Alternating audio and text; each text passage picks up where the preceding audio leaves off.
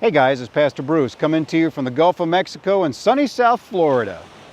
You know, as I stand out here on this beautiful white sand beach, I'm reminded of a word: time.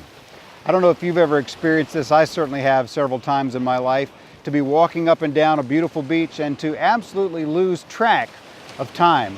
It's not such a horrible thing because usually you're on vacation, but I will tell you I've suffered a couple of pretty good sunburns because of that. Time is the theme that we see being repeated in Luke chapter 13. Jesus shares this short but very effective parable about a man who has a fig tree planted in a vineyard, and after 3 years he comes out and realizes that it's not borne any fruit and he's ready to cut it down. But the keeper of the vineyard asks him to have another year so that he can work around it and fertilize it. And he says if it has fruit, then great. If not, then we can cut it down. And that really is a picture for you and I.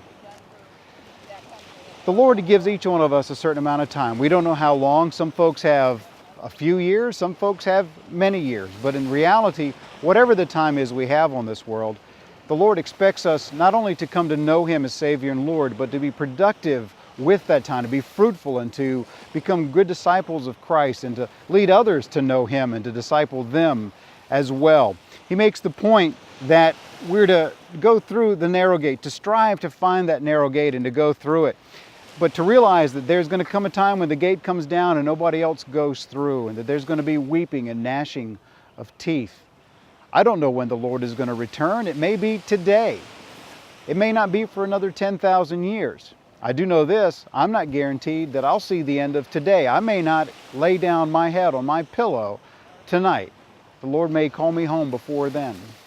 But whatever the case, each and every day needs to be a day of being fruitful for the kingdom. Part of that fruitfulness means letting those who haven't come to Jesus know about Him.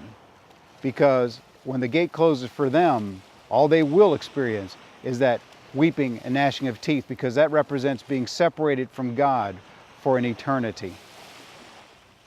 Time. We think we have so much of it, but the reality of it is that the Lord has our time in His hands, and we never know when that last hour, that last minute, that last second will come. Make sure that you're being fruitful for the kingdom. God bless you as you go.